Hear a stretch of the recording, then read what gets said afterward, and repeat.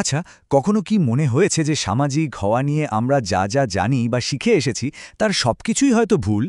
কি হবে যদি এই যে সারাক্ষণ সবার সাথে মেশা, পার্টি করা, আড্ডা দেওয়া এগুলোই আমাদের ভালো থাকার বদলে ভেতর থেকে আরও খালি করে দেয়? কি হবে যদি এই সোশ্যালাইজিংই আমাদের সবচেয়ে জরুরি সম্পর্কটা মানে নিজের সাথে নিজের সম্পর্কটাকেই নষ্ট করে দেয়? চলুন আজ এই অদ্ভুত প্যারাডক্সটা নিয়েই কথা বলা যাক। এই ছবিটার সাথে কি নিজের মিল খুঁজে পাওয়া যাচ্ছে? বাইরে হাসিমুখ, চারপাশে অনেক মানুষ, হইচই, কিন্তু ভেতরে কেমন যেন একটা ফাঁকা ফাঁকা ভাব, তাই না? ধরুন কোনো একটা পার্টিতে আছেন, সবাই গল্প করছে, হাসছে, কিন্তু আপনার নিজেকে একদম একা লাগছে। মনে হচ্ছে এই ভিড়ের মধ্যে আপনি যেন অদৃশ্য। এই অনুভূতিটা কিন্তু অনেকেরই খুব পরিচিত। তো প্রশ্নটা হলো, এমনটা কেন হয়? কেন মানুষের ভিড়ে আমাদের সবচেয়ে বেশি একা লাগে?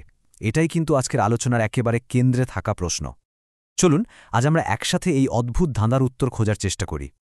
তো এই ব্যাপারটা বুঝতে হলে আগে দেখতে হবে যে এই অবিরাম মেলামেশা বা কোলাহলের জন্য আমাদের কি মূল্য দিতে হচ্ছে।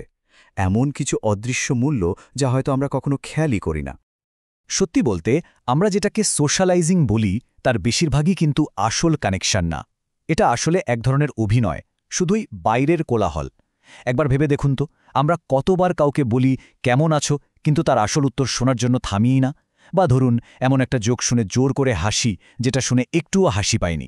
এগুলো আসলে কি? এগুলো গভীর সংযোগ নয়, এগুলো শুধু অস্বস্তিকর নীরবতা ঢাকার একটা চেষ্টা মাত্র। এই কথাটা একবার দেখুন। দার্শনিক শোপেনহাওয়ারের এই কথাটা কিন্তু বেশ ভাবার মতো, বিশেষ করে আজকের দিনে যখন আমরা সারাক্ষণ সোশ্যাল মিডিয়াতে বা কর্মক্ষেত্রে অন্যের জীবনের সাথে নিজের তুলনা করি।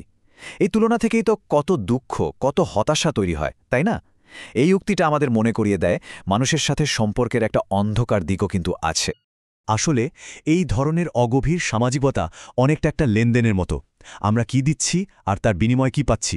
দেখুন, আমরা আমাদের আসল অনুভূতি, আমাদের ভেতরের শান্তি, আমাদের সততা, এগুলো সব বিসর্জন দিচ্ছি। আর বিনিময়ে কি পাচ্ছি? শুধু বাইরের লোকের চোখে একটু গ্রহণযোগ্যতা বা অনুমোদন। নিজের আসল সত্তাটাকে লুকিয়ে রেখে দলে থাকার একটা মিথ্যে স্বস্তি। এটা কি আদৌ লাভজনক কোনো লেনদেন?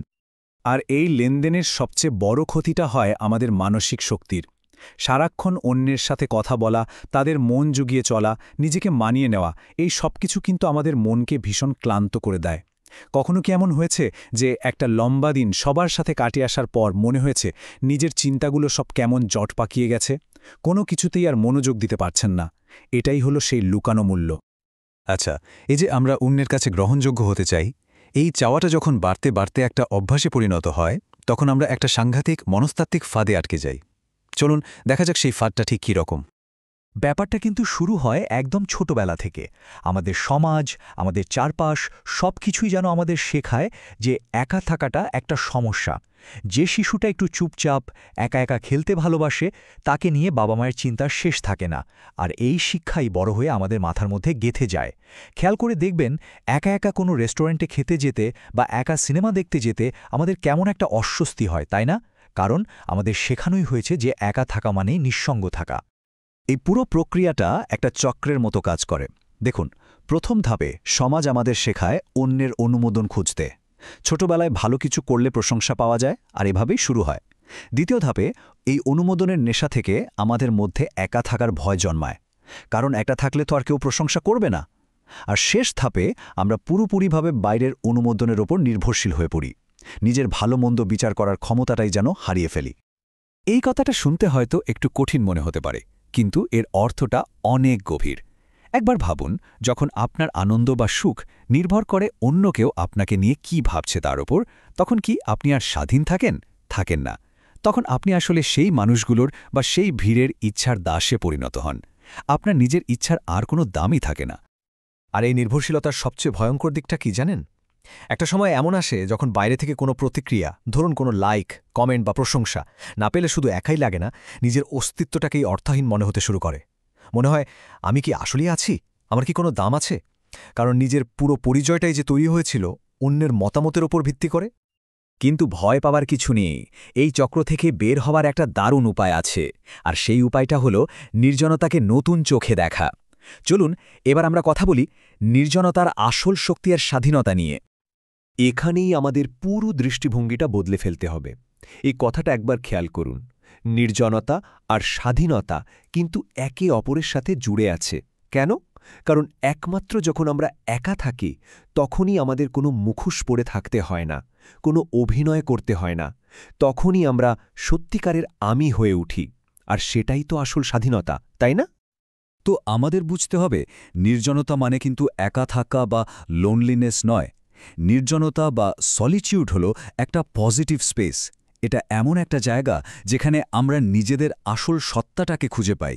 এই জায়গাটা হতে পারে একা একা কিছুক্ষণ হাঁটা, পছন্দের কোনো গান শোনা বা ডায়েরিতে নিজের এলোমেলো ভাবনাগুলো লিখে ফেলা।